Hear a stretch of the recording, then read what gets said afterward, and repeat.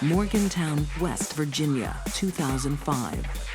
Former star cheerleader Michelle Michael loves being the center of attention.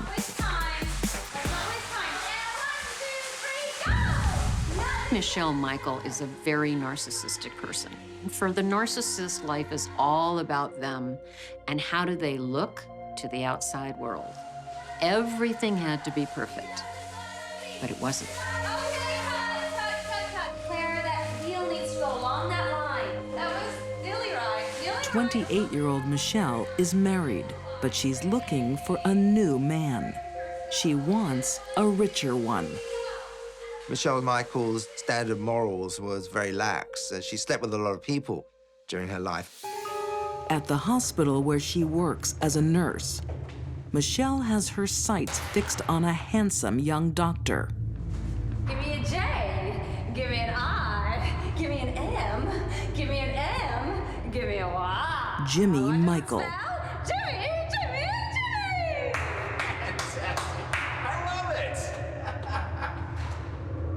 Jimmy was a good guy. He was definitely one of the good guys. Always looking out for someone else.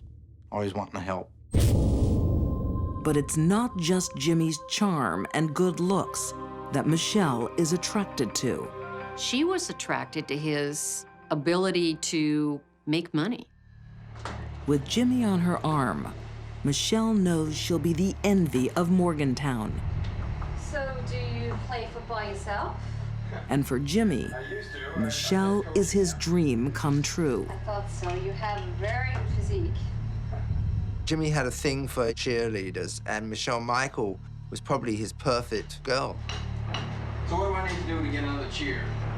Well, you need to do something to earn it. And what might that be? I'm sure you can do something.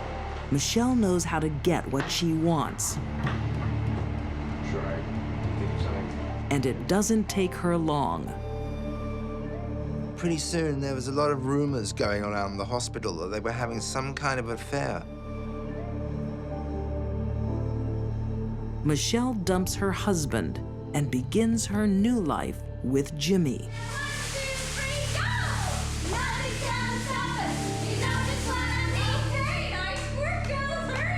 Michelle and Jimmy get married. He's doing well financially. They buy the dream house. Michelle starts to decorate it, get it just the way she wants, that whole image thing.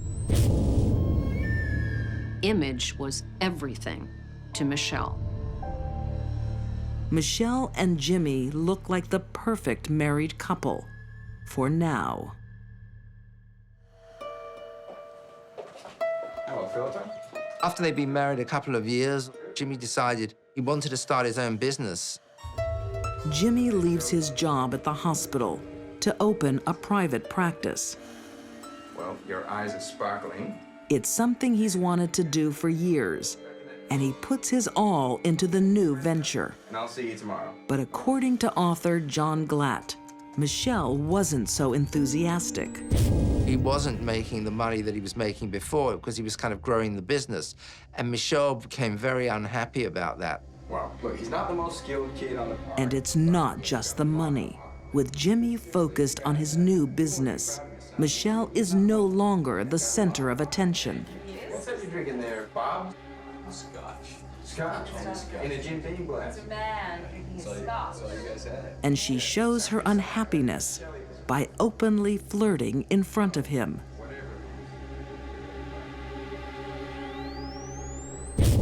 He had talked to me about trying to get Shelley to go to church with him and rededicate herself to the marriage. I don't think things were working out that way. Michelle is out of control.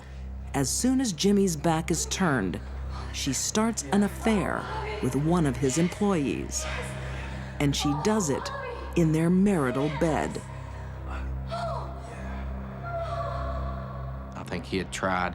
Close friend Reggie Hours says Jimmy had no idea why his marriage was failing. He could honestly say he had tried to make things work. One day, he learns the truth. Jimmy was tipped off to Michelle's affair by someone sending an anonymous note. They put it in her mailbox saying, "Keep your whore off my husband." Oh, get out. I'm getting changed. You've been shopping again. Yes. We can't afford this crap. Oh, you've got your own business, and I can't afford to buy new underwear. Who are you buying this stuff for anyway? Get out. It's not for me. We haven't had sex in months. Are you cheating on me? No. Are you cheating on me? Get out. This marriage is over. But there's no way Michelle is going to let Jimmy leave her. She knows the community would side with him, and her image would be left in tatters. She wanted out, but she wanted sympathy on the way. She didn't want the wrath or the disdain of the community for leaving such a nice guy. Michelle sees a different way to end the marriage. One that lets her walk away with all the sympathy she desires. Michelle Michael is a nurse who cares about herself. She's got to be the coldest, cruelest person I've ever met in my life. It takes a murderer to kill a man. It takes a monster to make him suffer.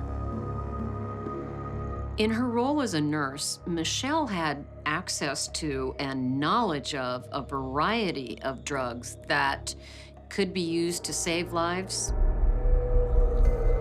Michelle steals a drug called rocuronium. She knows exactly what one prick of this needle will do. Once you give that drug, you paralyze every muscle in your body. And your diaphragm's a muscle that controls your breathing.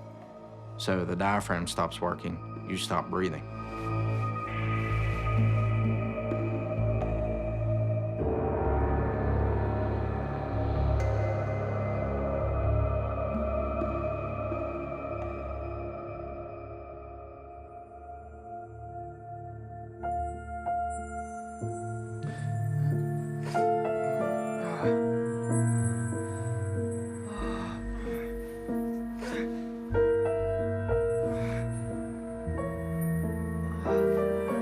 You could still see, you still know what's going on around you, but you can't move, you can't breathe, you can't talk, and you lay there and suffocate. Bye-bye, sweetheart. Pleasant dreams. It really is like being buried alive, struggling to breathe, knowing that you need assistance and aren't going to get it, but you are awake and aware of what's happening. Michelle knows it will take more than 10 minutes for Jimmy to die. And you can imagine how slow those minutes were.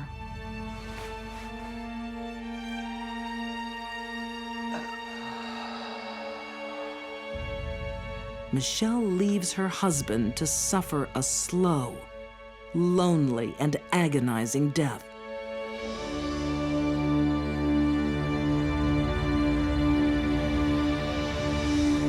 She shut the door and went off to work to create an alibi.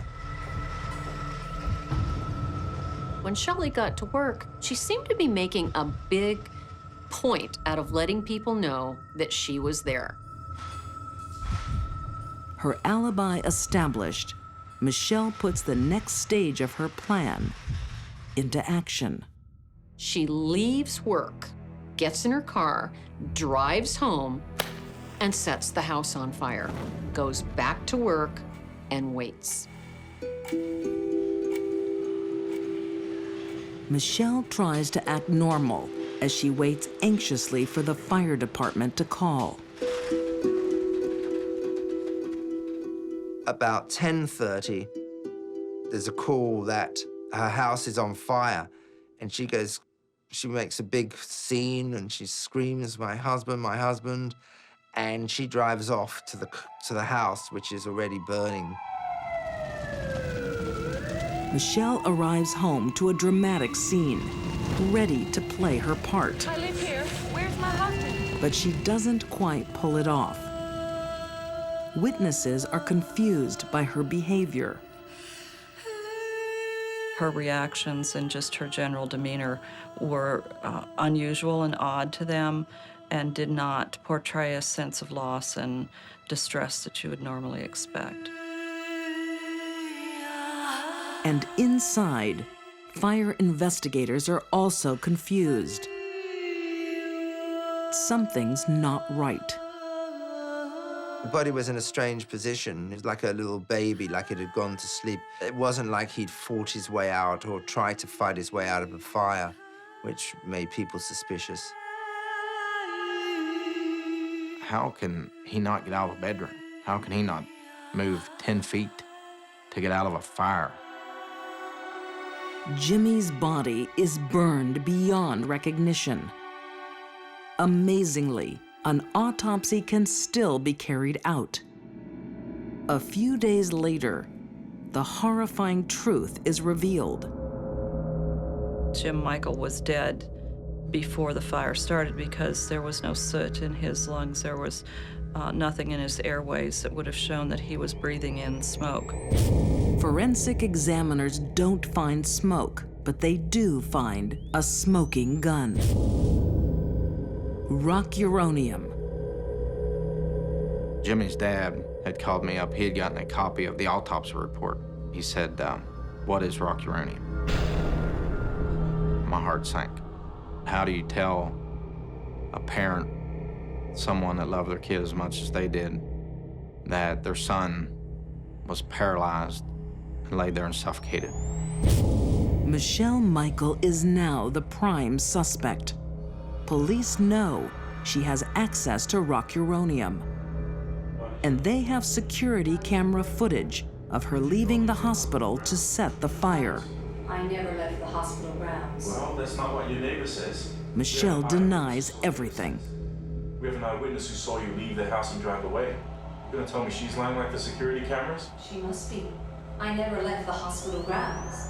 But there's enough evidence to make an arrest. And after a long trial, Michelle Michael is convicted of first-degree murder. Many people have asked about this case. How can a person have done what she did? How could anyone plan to kill their spouse and carry it out in that cold-blooded way? Something's missing in her. You know, she's not like a normal person. It's just evil. There's no other way to put it. It's just pure evil. Michelle Michael is sentenced to life. She maintains her innocence and is appealing her sentence. But Jimmy's friend Reggie is determined she'll never be released. I still miss him. Still miss him. God willing, I'll be alive and I can go to her appeals and tell them the things that I know and tell them how cruel she was, and hopefully they'll deny every one of them. For Michelle Michael, narcissist extraordinaire, life was all about her. She's got a lot of time to think about that now.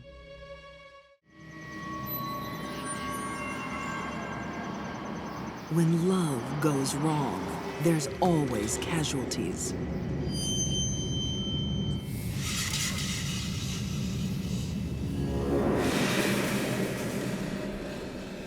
One cold night in Nova Scotia will forever chill the bone.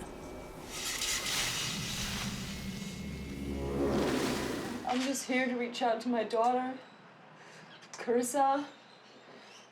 It's the saddest moment imaginable. Want you home. A mother begging a nation to find her child. Please just reach out to someone. 12-year-old Carissa Boudreau has been missing for 2 days in terrible, cold weather. If there's anyone out there who's seen her, please call. Her mother, Penny, is desperate. But it is all a lie.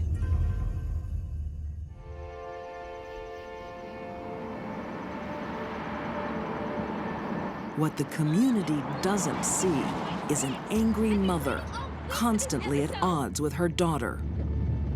We are not going home! Just let me out of the car, I'll walk home! You are not getting out of the car! You're ruining my life! Oh, I'm ruining your life! Penny's parenting is going badly. You are making me crazy!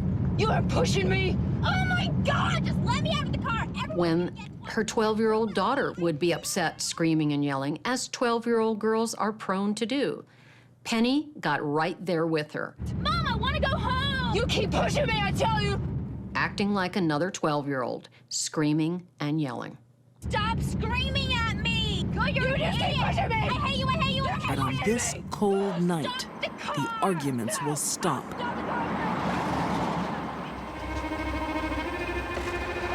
I'm telling everybody in school what a bitch you are!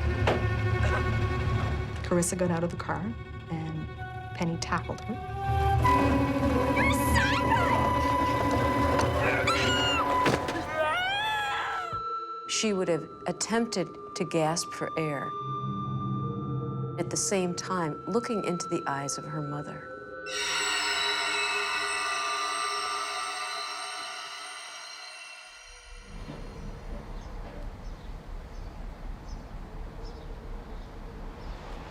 Penny reports her daughter missing. Initial indication was, okay, this is an upset child. She may have run off, and she may be hiding with a friend. It starts as a routine case for Bridgewater police officer John Collier. Usually with our efforts, we are able to locate the young person within 48 to 72 hours. Your friend Sarah's worried sick. This didn't happen. Please just reach out to someone. Let The us know press you're okay. conference yields few If leads. there's anyone out there who's seen her, please call. How could it? The fact that Penny went in front of a camera and made pleas to the public as the broken-hearted mother I just want to tell you, you have lots of people who love you. speaks to her evil nature.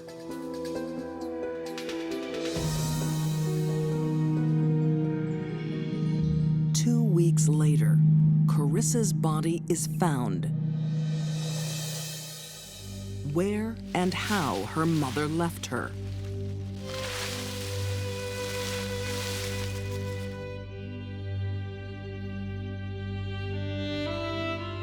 Carissa was found with her jeans pulled partway down, one leg on, one leg off. Her underwear were down.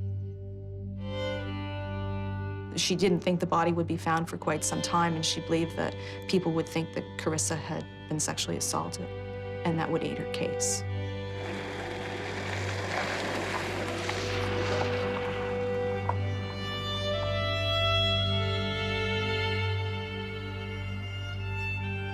Bridgewater is in mourning and in panic at the thought of a sexual predator on the loose.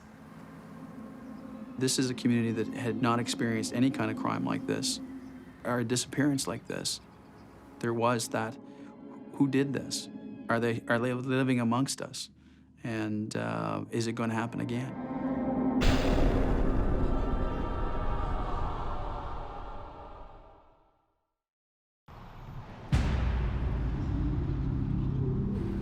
In January 2008, the Canadian town of Bridgewater, Nova Scotia, is shocked by the brutal murder of a young girl. There were numerous concerns within the community that there was possibly someone who was out there sexually assaulting children. But the truth is far more disturbing.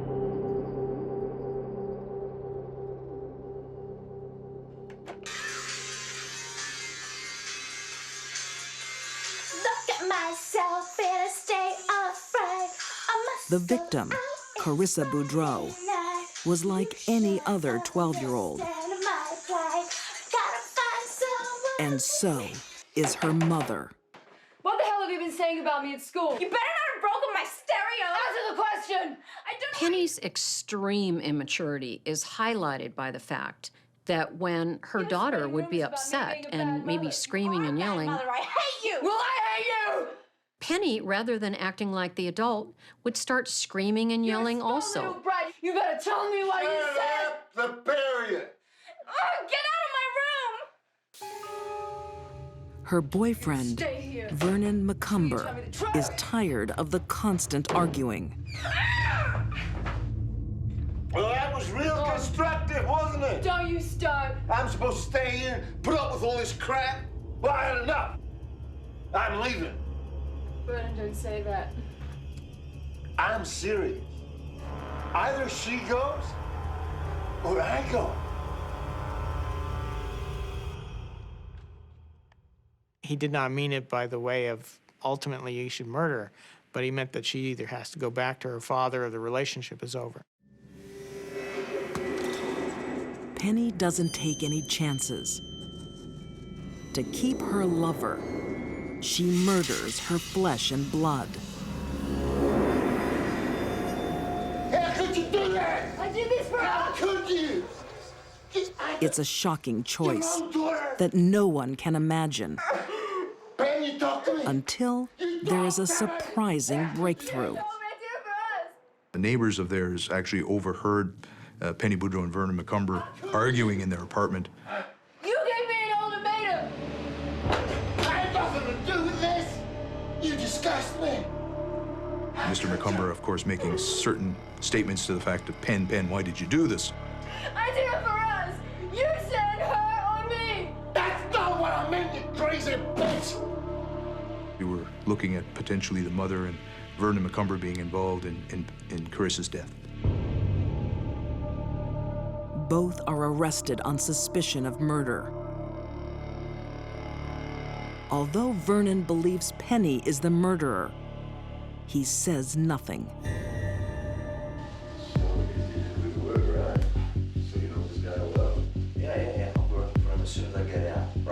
Without a confession, police pin their hopes on an elaborate sting. I've recruited for him before, so he trusts me. Don't you worry about that.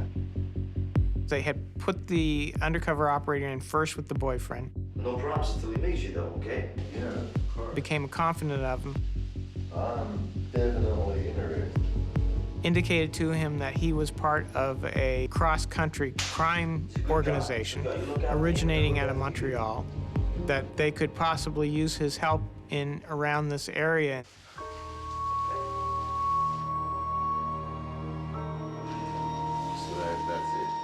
That's it. Once released, the couple is eager to make some easy money. Understood. They very quickly felt that he had nothing to do with it, and then switched the investigation to centering on Penny Boudreau. Penny confides to the fictitious crime syndicate. Every couple of months, they come back and they tell me they found something new. Her fear that the police are on her trail. You know, I just wish that police vault would blow up or burn down. Well, if you get picked for this job, maybe something can be arranged. The undercover cop offers her a deal. If she kills for them, they will get rid of the police evidence. I can do this. How do I know you're not gonna chicken out at the last moment? A lot of people do. I told you, I've killed before. I can prove it. I'll take you where it happened and show you things only I can know. Okay, let's do it.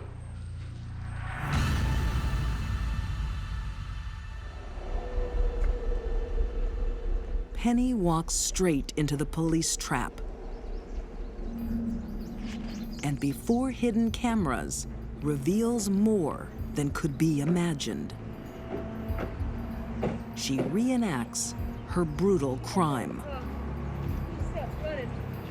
It was chilling to watch the videotape of how cavalier she discussed the murder of her daughter.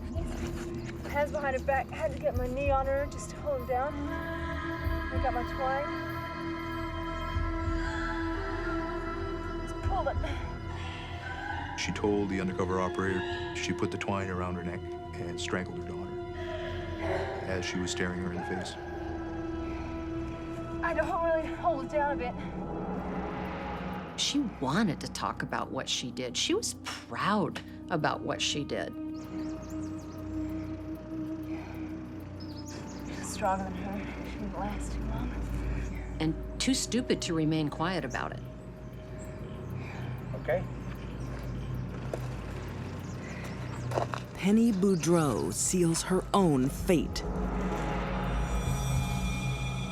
She pleads guilty to second-degree murder and is sentenced to life in prison.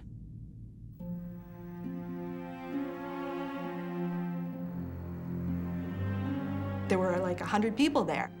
They stood outside and they jeered and they shouted and they shouted obscenities at her and they called her names. We've never seen that here. People were just angry. Tragic thing is, a 12-year-old child who hadn't hurt anybody is no longer with us. Penny Boudreau is a monster. She is the poorest excuse of a mother I've ever seen.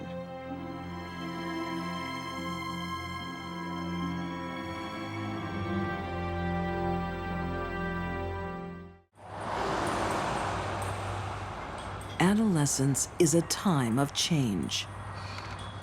Okay, they're gonna be here in a second.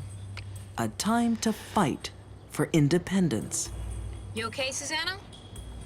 with loyal friends. You can do this. The group had several plots or ideas on how to kill Andrew's parents. Most of them were ridiculous. Okay, all right, hurry up, they're coming. You better not miss, Susanna, I swear to God. The final one wasn't.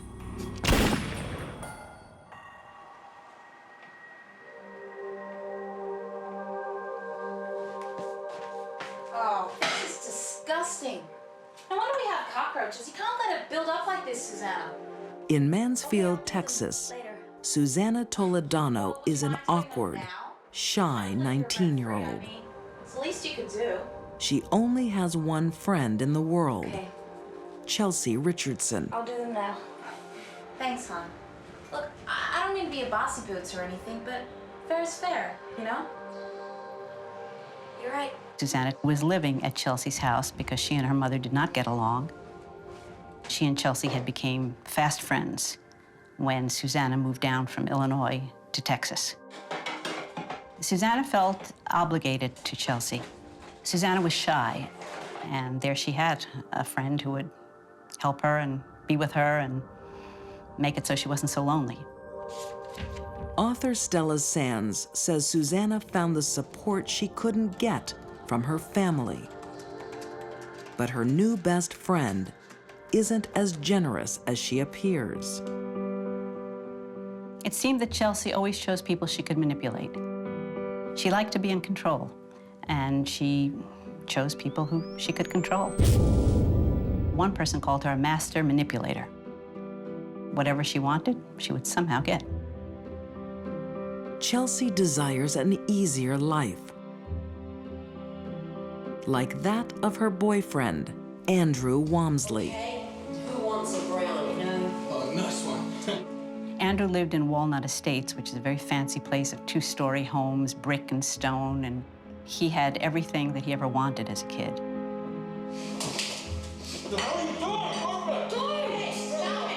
Andrew and his sister live a privileged life, thanks to their parents. Cut it out. Your father's working. Rick and Susanna Walmsley, by all accounts, loved each other very much. They're still hot. Oh, honey. And were hardworking people who had really built up a life for themselves to live in this very affluent, beautiful neighborhood full of expensive homes and happy children and golf courses. But as reporter Andrea Grimes discovered, the picture-perfect family was hiding secrets. They would take great care to put on a facade in public that said, you know, we're very happy and we all love each other. That was challenged often by the behavior of the children. Behind closed doors, Andrew is a violent young man. Drew, I need the videotape now. I'm going to the shop. Don't do that. When Andrew became frustrated, he would throw things. Go get it! You want it? Yes, I want it! Have it! Are you crazy? That's the last straw. You're cut off, man. When a child becomes violent with a parent, and that parent is not violent toward them, No gas money, no allowance, nothing for you! I hate you, asshole! it's forecasting doom. Come on, babe. Something bad is going to happen. We're gonna have all the cars you want. His new girlfriend encourages Andrew's growing hate. Have that life we've been dreaming of. Andrew's family thought that Chelsea was white trash Just gotta think positive. and that Andrew could do better than her, which fueled Andrew's dislike for his parents. Come on, Drew. Your parents are loaded. I told you, I got cut off. My dad's not giving me anything. You're entitled to it. It's your birthright. Soon, the teenage lovers start thinking the unthinkable. Allegedly, Chelsea is the one who came up with the idea of saying, you know, Andrew, you don't like your parents very much anyway, and, you know, they probably would get a sizable inheritance. We're not gonna let them get away with this. Let's just fantasize for a while about what it would be like for them to just die. The idea is simple. Drew will inherit $1 million in life insurance and the valuable family home if his parents are dead. Not only did they plan to kill the parents, but one of their plots was to kill Sarah, his sister, so that Andrew wouldn't have to share the insurance money and the $1.6 million home. And Andrew assumed somebody dies, you get it right away. Within weeks, their crazy fantasy becomes real. Hold it. They're plotting murder without dirtying their own hands. They want their gullible new friend to do it for them. God, you live here rent free. We drive you to work every day. I mean, we helped you out when you had trouble with your mom, remember? Drew's having trouble with his family. We're gonna help him out. Andrew and Chelsea made Susanna feel as though she owed them something. That because of the friendship and the companionship they gave her, she needed to do something for them. And what they wanted her to do was kill Andrew's parents.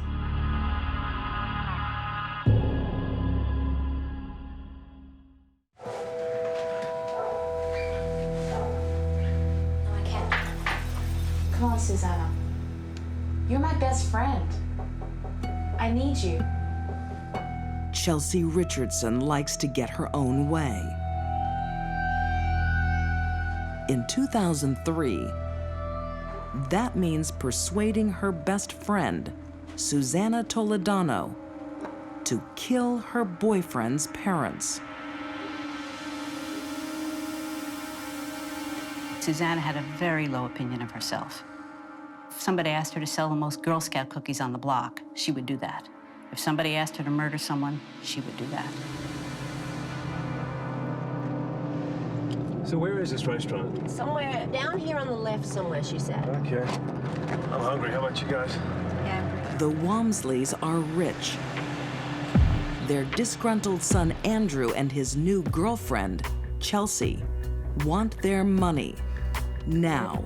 Get ready, they're gonna be here in a second. Susanna, you're okay? They actually attempted to shoot the gas tanks on the family car. You can do this. They believed if they just shot a bullet into the gas tank, the car would blow up, no more family. Insurance money comes the next day, and you know, they ride off into the sunset together. Okay, here they come. Get ready. Come on. All right, make sure you get the gas tank. Their first murder attempt is almost comical. Ready? Now! Oh my God, you missed! How did you miss? What was that? Oh my God! Oh my God! What was it? Somebody just shot at us. The Wamsleys realized they had been shot at. Are you serious? That was Drew. Just calm down. It was Drew. I swear to God, that was Drew's car. And saw Andrew drive away in the white Mustang that they had bought for him. Whether or not they knew this was Andrew in their hearts, or whether or not they chose to believe that it was not their son, life went on after this. They didn't press any charges. They didn't have the police investigate Andrew. Life just went on. It's a fatal mistake. The second murder attempt is chillingly direct. They went into the house, and Susanna was still scared. They tried to prop her up and say, you can do it, you can do it. And finally, Chelsea pushed her into the living room. She went in, she saw the mother lying on the couch asleep. She took the gun and shot her in the side of the head.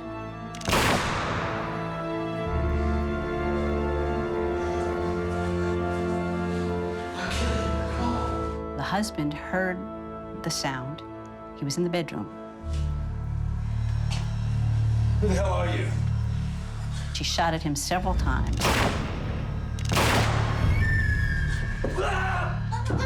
And then he came at her. And they started really fighting.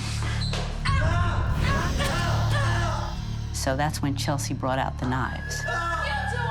And that's when Susanna started stabbing him.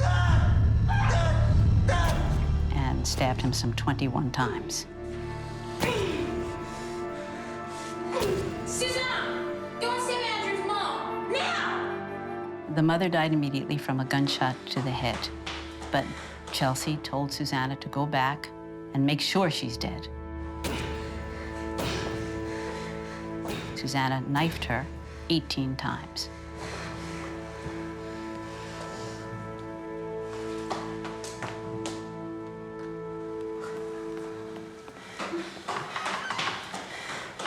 Parents don't often wish to think that their children can do them any harm. Probably from Mr. Wamsley's point of view, he had given his son everything he wanted. He had given him a lovely home and a car, and here was his own son murdering him.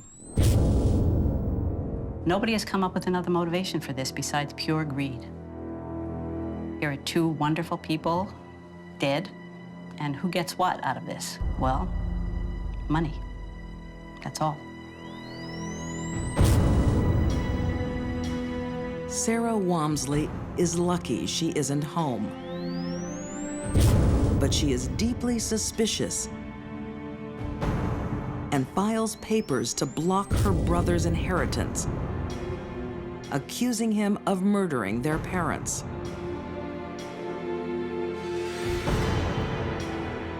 But it's physical evidence that cracks the case. Rick Wamsley holds his killer's identity in his hand. In his hand were some hairs that they took for DNA testing. When the results came back, people were shocked. It was not Chelsea, it was not Andrew, but it was Chelsea's friend, Susanna's hairs. Facing a death sentence, Susanna gives up her friends. She flipped almost immediately and pointed the finger at Chelsea first and then Andrew. The crazy dream is quickly over. I think Andrew was much, much angrier at his father than anyone knew. And when he hooked up with Chelsea, she fed into his need to take control of his situation. Chelsea was a master manipulator, and frankly, Andrew wasn't very bright. In the battle of wits with Chelsea, he was really unarmed. And Susanna, easy, easy, easy pickings. And they got her to do the dirty work. Andrew Walmsley is sentenced to life in prison. Susanna is spared death row. She also gets life. The harshest penalty is saved for the master manipulator, Chelsea Richardson. She's sentenced to death and is living on death row.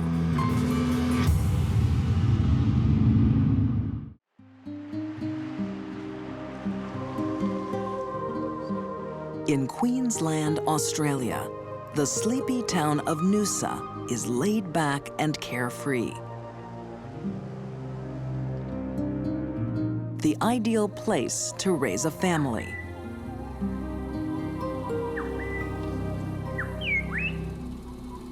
Today, that serenity will be destroyed. 27th of November, 1987. Will last in my mind forever, till the day I die. Pure innocence will meet a monstrous desire. The last hour of Sean Kingy's life would have been absolutely horrific. And one woman's name will become synonymous with evil. Val May Beck. Anyone that could commit or participate in a crime like this isn't, I don't think, a human being. In an Australian resort town, Barry Watts and Val May Beck seem like just another couple. No one around here. Well, what about her? I told you I want a bloody schoolgirl. But their vacation is different. I know what you want. They are on a horrifying hunting trip. Today's the day, Val. Little virgin. Gonna be a bloody first and last. He's continually telling Beck that he is fascinated with having a virgin. Alan Burke was working as a detective when the pair began stalking the streets of Noosa. He was looking for a schoolgirl, a virgin schoolgirl, and that she was to assist him, and then he would be faithful to her for the rest of her life if she did that.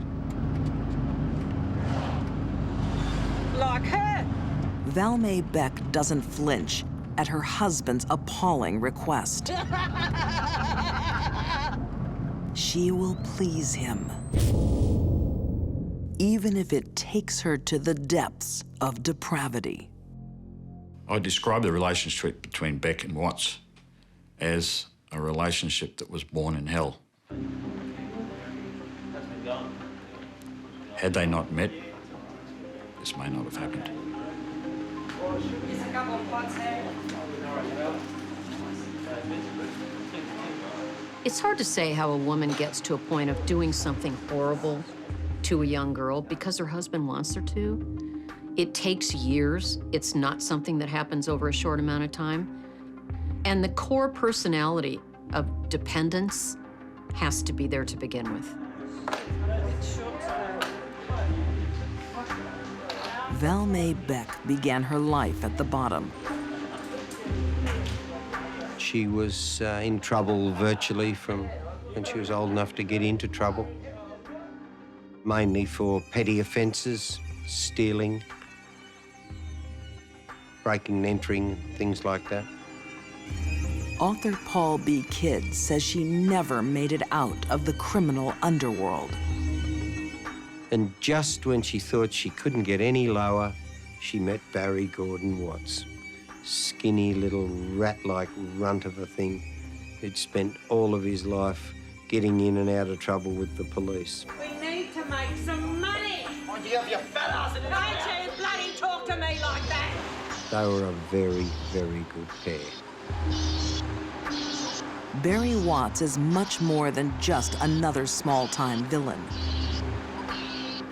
He has a warped obsession with young children. His dark urges ignite Valmay's. Valmay fits the profile of a woman married to a sexually sadistic predator. And she became one herself. But it was always in her. I can get you one of those, Mary. She was deeply in love with Barry Watts. I think that she wanted to please him, but I think that she bought into his fantasy life and she became very much involved with that fantasy life. She became very dangerous because of that. Late afternoon, 12-year-old Sian Kingi and her mother, Linda, have been shopping after school. Sian Kingi was arguably the most beautiful girl at her school. She was loved by everyone. She was a champion at sport. She was good to her family. She was the daughter that every mother and father wished to have. She was an angel. They live just minutes away. Linda thinks nothing of letting her daughter ride home on her own.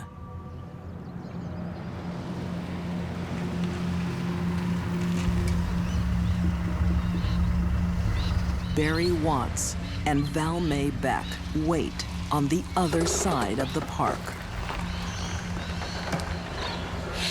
Don't you worry, somebody belongs. This wasn't all Barry's crime. We know that the day it happened, it was Valmay that said to Barry, "Today's the day." She's the one who chose the victim. She's the one who got her. You said today? Settle down, all right? Just settle down. At one point in Valmay's life, she was a little 12-year-old girl, and yet she had no empathy for what she was about to do to another little 12-year-old. Shut up! Keep driving!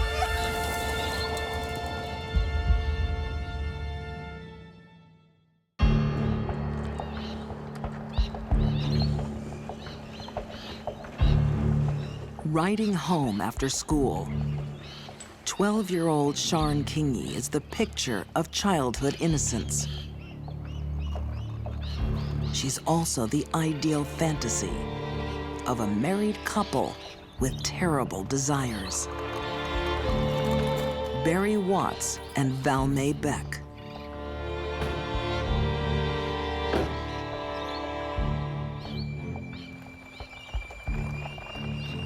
Watts has spotted her and said, "Here's one now."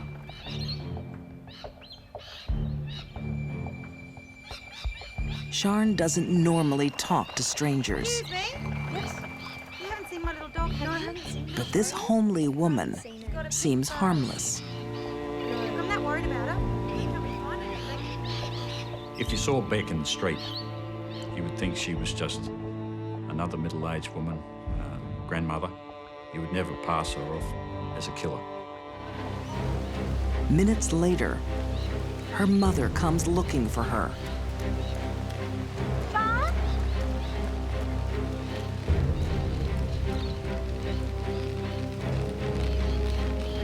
Sian?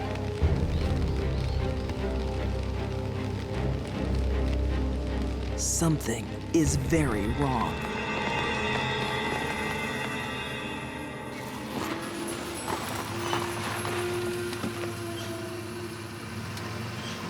In a secluded area on the outskirts of town, Valmay tries to calm her terrified victim.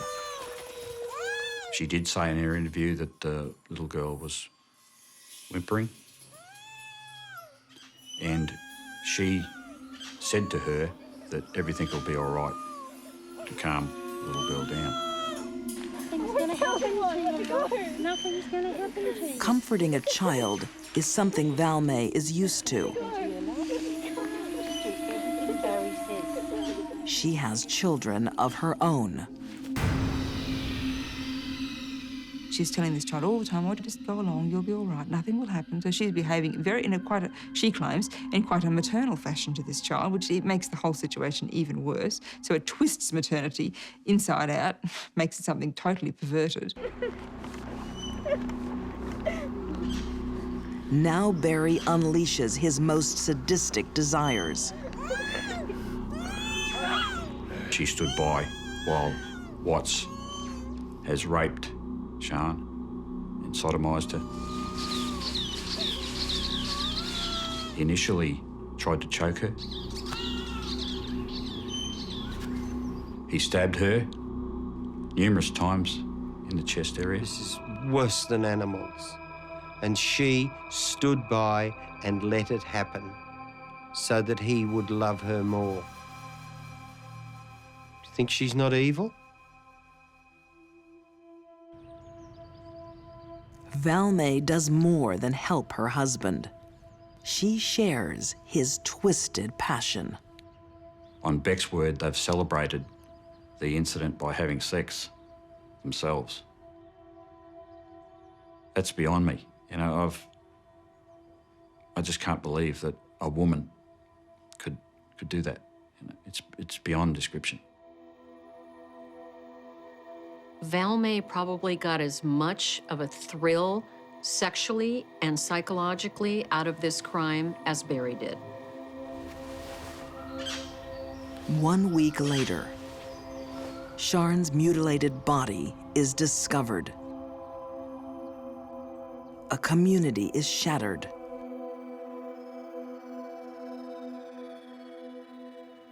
It took away the innocence in life. I'd been around a while and seen some pretty awful things, but I think this really scars you to the core. My daughter was about the age of Sian, and I became extremely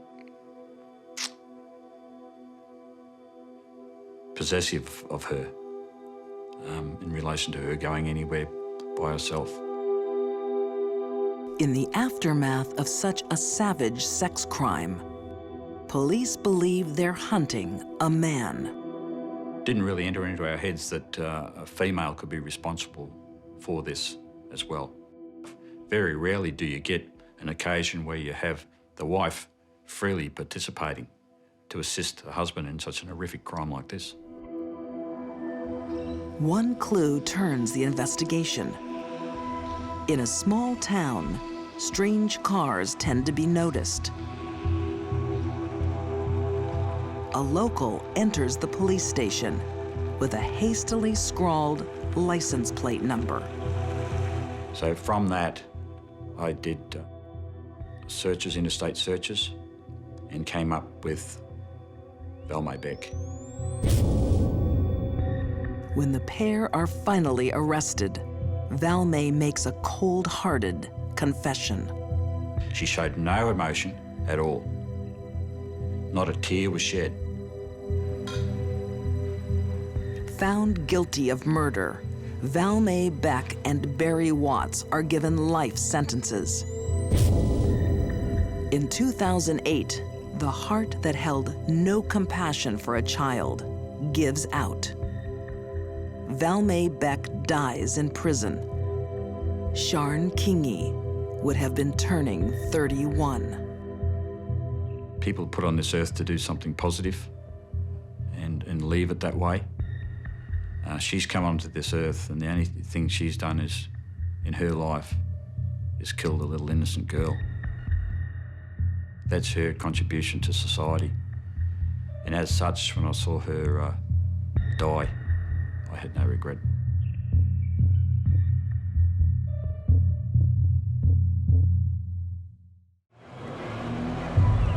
Most teenagers love their freedom. Not 16-year-old Lori Show. Thank you. Please don't be late. I will be here. I love you. She's afraid to leave her parents' side. Anyone who has to live in that fear, you can't imagine what it was like.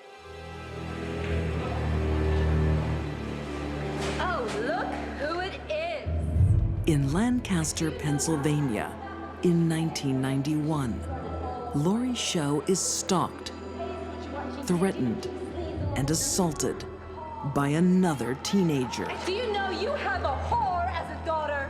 She would call our house all hours of the day and night until it came to the point where I had to change our phone number. No, it's not gonna stop until she's paid.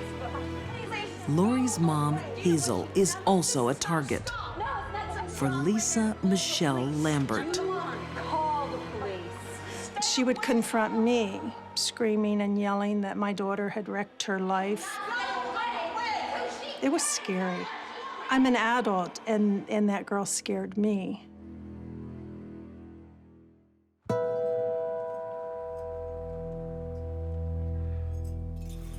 "19-year-old Lisa Michelle is lovesick for Lawrence Youngkin. She moves in with the 20-year-old roofer, but their relationship is anything but a fairy tale. That's exactly what I want. They fed off of each other. They were young, they were immature. Their fights got physical. Oh, you're hurting me. Their relationship was at times a very volatile one, and even a violent one where he did abuse her. It was on one of their early dates where he raped her, and she continued seeing him. I think that says more about her than it does about him. Into this unhealthy relationship, the younger 16-year-old Lori Show becomes an unwitting third party. Lori met them, and after knowing them for a short while, Michelle and Lawrence broke up. He was crying and upset. She felt sorry for him. So it's like, hey, let's go shopping. Thank you. I had a really great time. I had a great time too. Just something to get his mind off of Michelle so he wouldn't be moping around. And that was her downfall. Thank you. I had a really great time. I had an awesome time. I had a really good time. Lawrence Date raped Lori. Please, What is your problem? No, I'm sorry. I have to go. You're not going anywhere. Get in the back. Get your hand off that and get in the back right now. Get in the back. Lisa Michelle found out that Lawrence had actually raped Lori. It made her even more angry, but not at Lawrence, at Lori, his rape victim. Just 1 week after the rape, Lisa Michelle goes back to her abusive partner with some interesting news. I'm pregnant. You're pregnant? Yeah. Well, let's drink to that. Even though Lawrence is pleased, it doesn't ease Lisa Michelle's anger. The fact that her man looked at another woman was more than she could handle. She had to destroy the source of her pain. You think you can steal my man, do you? Michelle, I don't know what you're talking about. Don't you dare lie to me. You know exactly what I'm talking about. Lori cried and pleaded, Michelle, just go away. I don't want Lawrence. You're gonna have a baby. Go get married, do whatever. Leave me alone. And she wouldn't have any of it. Nothing happened. Just watch yourself.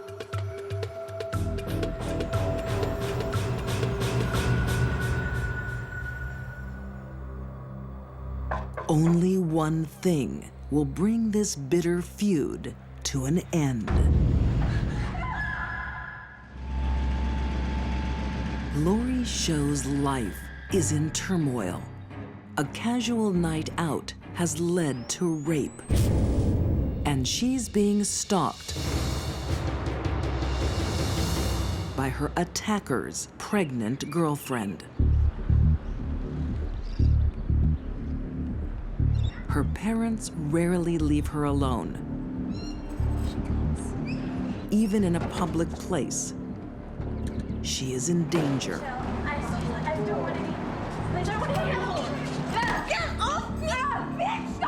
She beat Laurie up in the parking lot at the mall.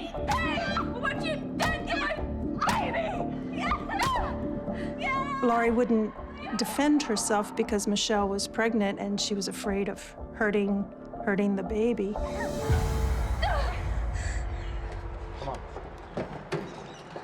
At that point, we decided to press charges for a simple assault, and maybe that would waken her up. It didn't help. It just continued. Lisa Michelle Lambert found out the police were going to arrest her. She said, well, I'll take care of Laurie. And 2 days later, she did. That bitch is gonna pay. She's a filthy slut. Lisa Michelle recruits an accomplice, a gullible new girl in Lancaster, Tabitha Buck. What are you gonna do to her? I'm gonna cut her hair off so she looks like the whore that she is. Lisa Michelle convinced her friend Tabitha to go along with it because Tabitha thought it was simply going to be humiliating Laurie by cutting her hair. But Lisa Michelle has something far more sinister planned. Police officer Renee Booker was assigned to the case. She remembers Lisa Michelle's meticulous plan. There was a phone call about a problem with Laurie at school, and they asked Hazel, the person asked Hazel to meet her the next day at school to discuss this problem. For the first time in months, Hazel leaves her daughter alone. We didn't go anywhere without her being with someone because Michelle was that much of a threat.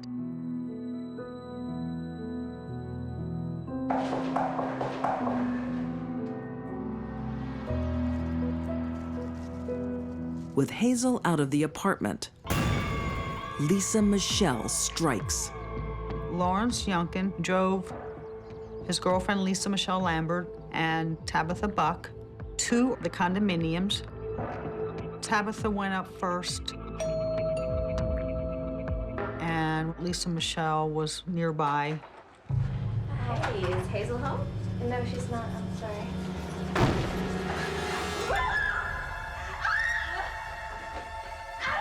Get out of here, you crazy bitch! You're gonna pay, bitch! Within seconds, it is obvious they are not there to cut hair. Laurie ran to her bedroom.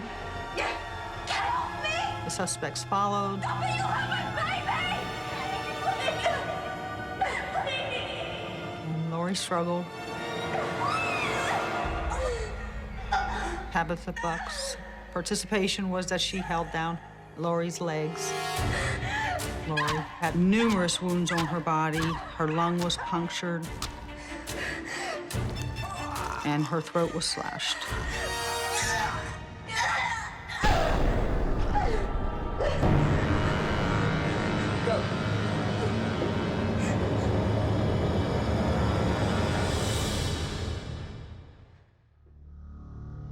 When I got to the junior high, there was no one there. And usually I would wait, but that morning something just had me that I had to go home. Hazel returned home to this carnage. Laurie!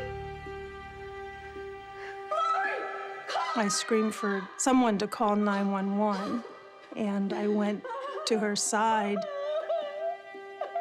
And at that point, I saw that her throat was cut. I cradled her in my arms and told her I loved her. I didn't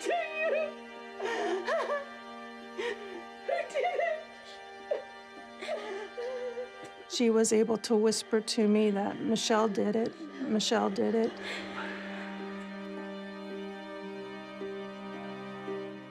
I can't even fathom what it must have been like for Hazel. Or begin to imagine what it must have been like for her, the horror. I'm sorry. All her attempts to protect her child have been futile. I told her I was so sorry that I left her, that it was a setup. She lured me out. Honey, I'm sorry. It was just unbelievable that I fell for that. But I didn't know the depths of evil.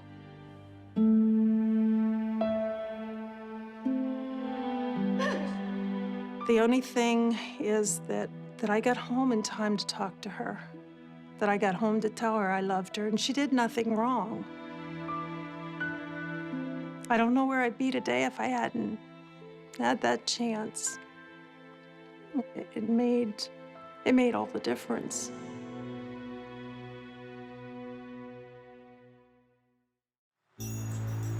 Laurie's deathbed testimony leads police straight to Lisa Michelle and her accomplices.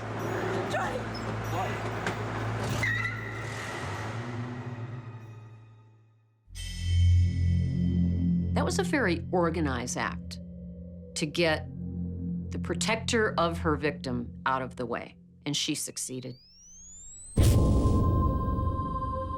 Lawrence Yunkin is found guilty of third-degree murder and sentenced to a minimum of 10 years. Tabitha Buck is found guilty of second-degree murder and sentenced to life.